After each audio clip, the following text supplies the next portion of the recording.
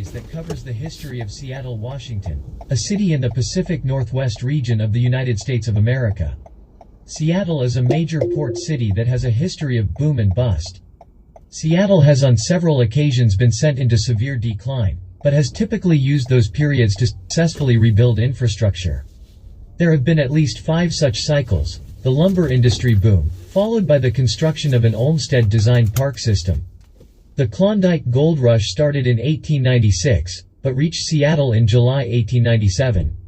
This constituted the largest boom for Seattle proportional to the city's size at the time, and ended the economic woes Seattle had been suffering since the Panic of 1893. The shipbuilding boom, which peaked during World War I and crashed immediately thereafter, followed by the unused city development plan of Virgil Bogue. The Boeing boom, followed by general infrastructure building. Most recently, the boom based on Microsoft and other software, web, and telecommunications companies, such as Amazon.com, AT&T Wireless, and Real Networks. Early history of Seattle. What is now Seattle has been inhabited since the end of the last glacial period, for at least 4,000 years. In the mid-1850s, the Coast Salish peoples of what is now called the Duwamish tribe and Suquamish, as well as other associated groups and tribes, were living in some 13 villages within the present-day city limits of Seattle. Evidence of continuous human habitation of a village site within the current city limits of the city of Seattle dating back to the 6th century CE exists on the Port of Seattle Terminal 107 site, located on the western bank of the Duwamish River. The site was abandoned in approximately 1800, for unknown reasons.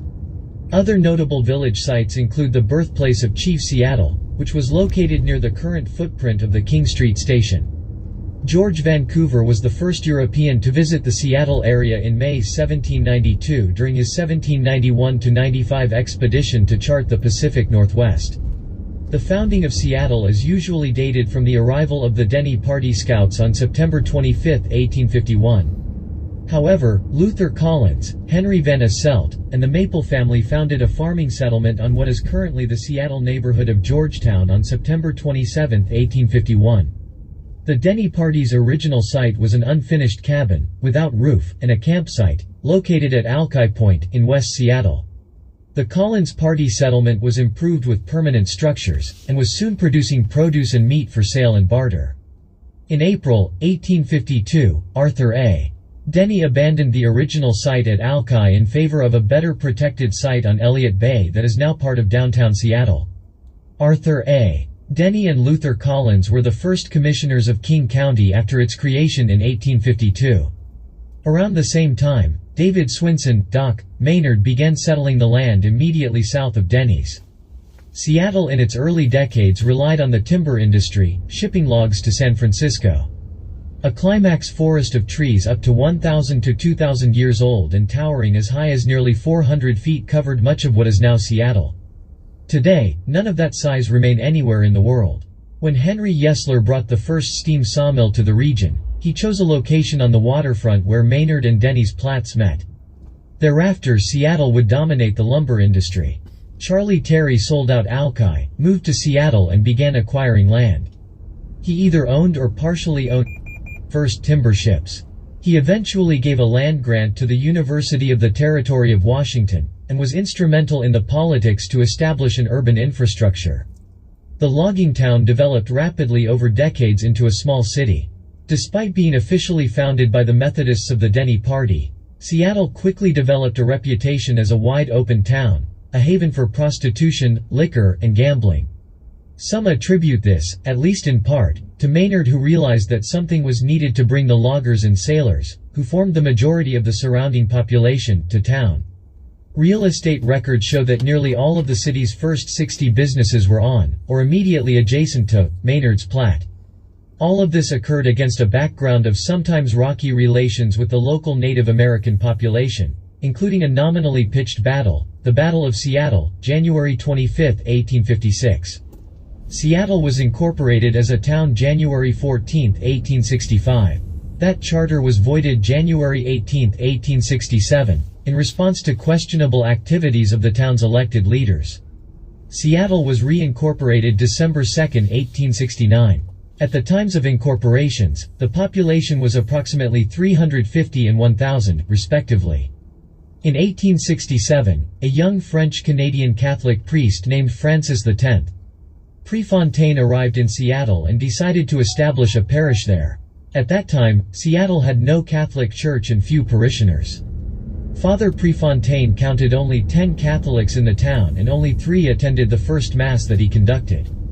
His bishop, Augustin Magloire Blanquet, whose cathedral was in Vancouver, Washington, gave Father Prefontaine permission to build a church there, as long as the priest could raise the funds himself and it would cost the diocese nothing.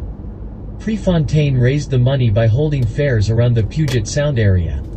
During 1868–69 he built the church, doing much of the work himself, and in 1869 he opened Seattle's first Catholic church at 3rd Avenue and Washington Street, on the site where the present-day Prefontaine building stands. 47 degrees 36 feet 05, N 122 degrees 19 minutes 46 seconds West Railroad rivalry and encroaching civilization. On July 14, 1873, the Northern Pacific Railway announced that they had chosen the then village of Tacoma over Seattle as the western terminus of their transcontinental railroad.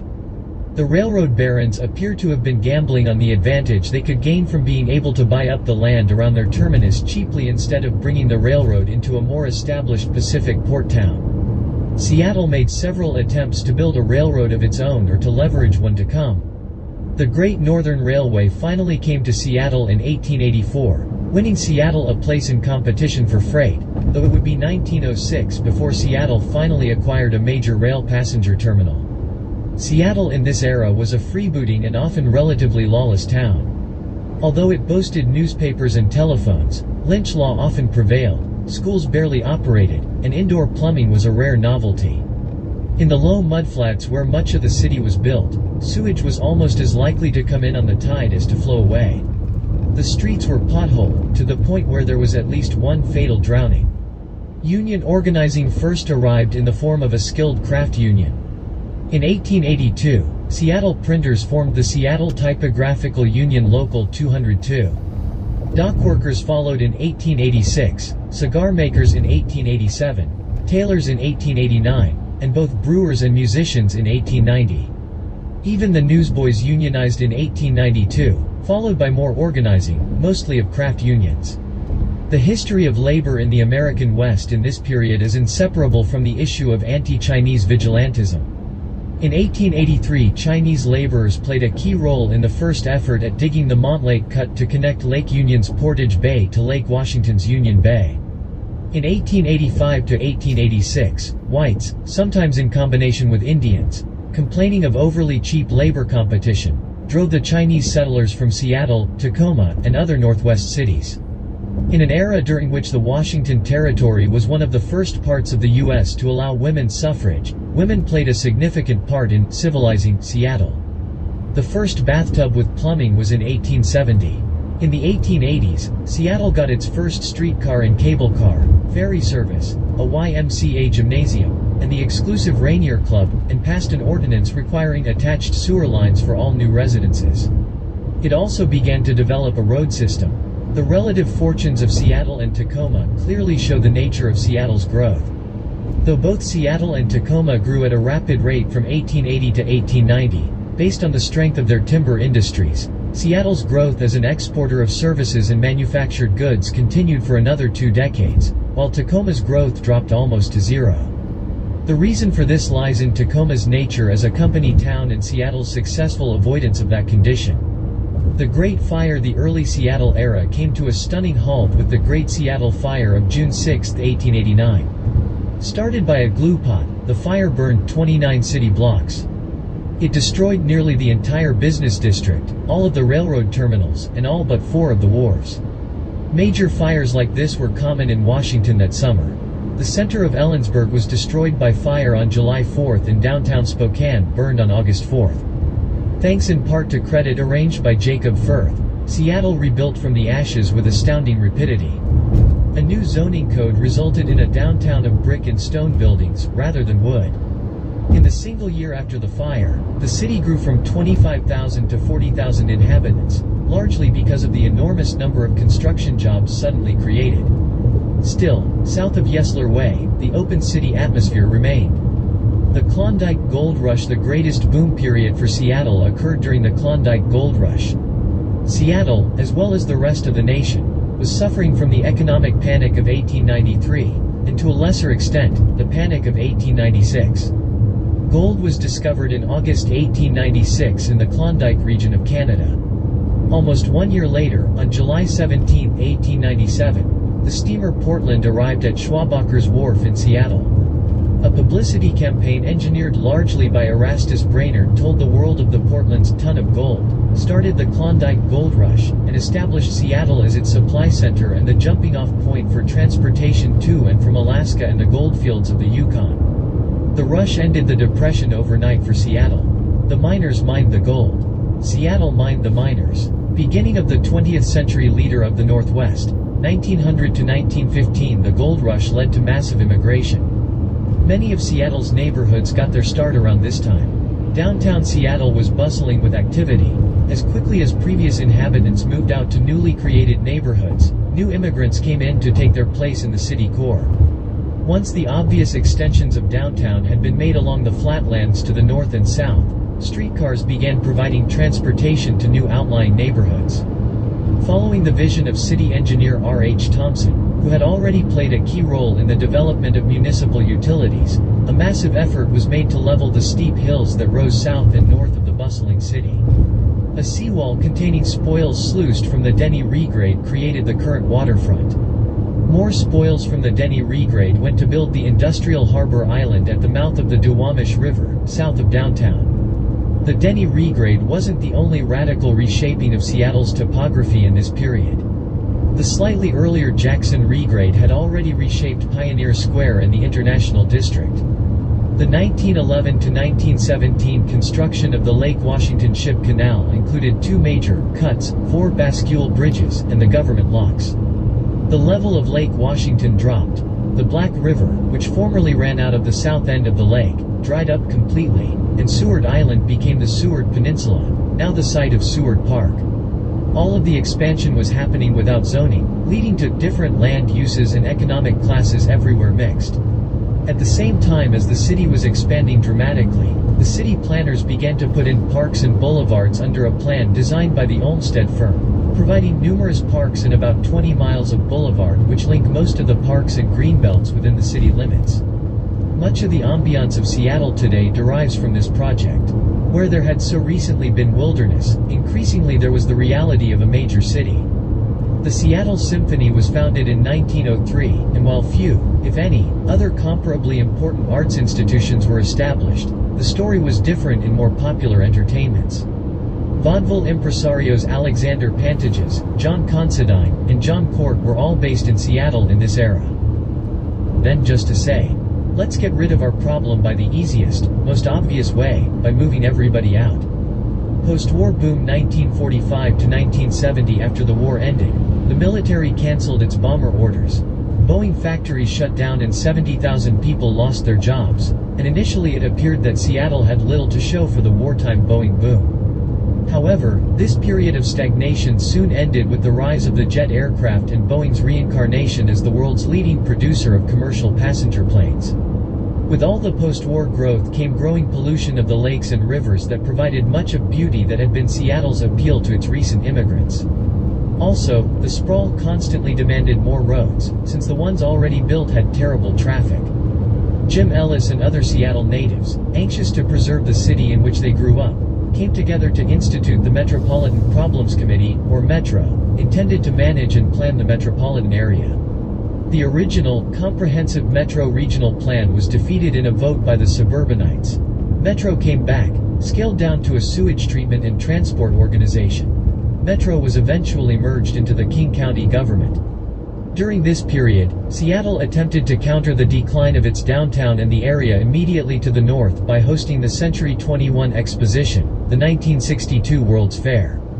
The fair, given a futuristic science theme, was designed to leave behind a civic center, now known as Seattle Center, including arts buildings, the Pacific Science Center and the Space Needle, and serving also as a fairground. In addition, freeways were built to compensate for all this new growth for people to commute.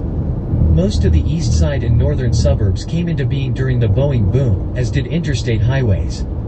I-5 neatly cut off downtown Seattle from Capitol Hill and First Hill. In conjunction with the fair, a demonstration monorail line was constructed at no cost to the city and was paid for out of ticket sales, and then turned over to the city for $600,000. It is now mostly a tourist attraction. The World's Fair arguably re-energized the downtown of Seattle, and was generally a smashing success, even finishing with a profit. After the war, the University of Washington also took a step forward, finally fulfilling the promise of its name under University President Charles Audegard. Starting in the late 1950s, Seattle was one of the centers of the emergence of the American counterculture and culture of protest. Before grunge there were beats, fringies, hippies, and backcavers. The Boeing bust due to the simultaneous decline in Vietnam War military spending, the slowing of the space program as Project Apollo neared completion, the recession of 1969–1970, and Boeing's $2 billion in debt as it built the 747 airliner, the company and the Seattle area greatly suffered. Commercial Airplane Group, by far the largest unit of Boeing, went from 83,700 employees in 1968 to 20,750 in 1971. Each unemployed Boeing employee cost at least one other job, and unemployment rose to 14%, the highest in the United States. Housing vacancy rates rose to 16% from 1% in 1967. U-Haul dealerships ran out of trailers because so many people moved out. A billboard appeared near the airport. Will the last person leaving Seattle turn out the lights? After 1973, Seattle was in good company for its recession, since the rest of the country was also experiencing the energy crisis. Internment of the Japanese Americans from Seattle during World War II had hit the market particularly hard, since 80% of its wet stall vendors had been ethnically Japanese. A Keep the Market initiative led by architect Victor Steinbruch passed in 1971, pushing for adaptive reuse. The project was wildly successful in spite of intense opposition by the Seattle establishment, and today the Pike Place Market pulls in 9 million visitors each year. A similar story occurred with Pioneer Square. An old neighborhood, largely built after the fire of 1889, it had fallen into derelict status after the war. However, with a re-energized downtown, businesses started to look for buildings that could be acquired cheaply. When offices moved into renovated buildings, suddenly there was It is still filled with single-family households, predominantly white with equal numbers of Asian and African Americans. The city is politically still largely progressive, with about 500,000 people. HistoryLink.org essay 11,124 inches. The city, or its setting, is still physically beautiful.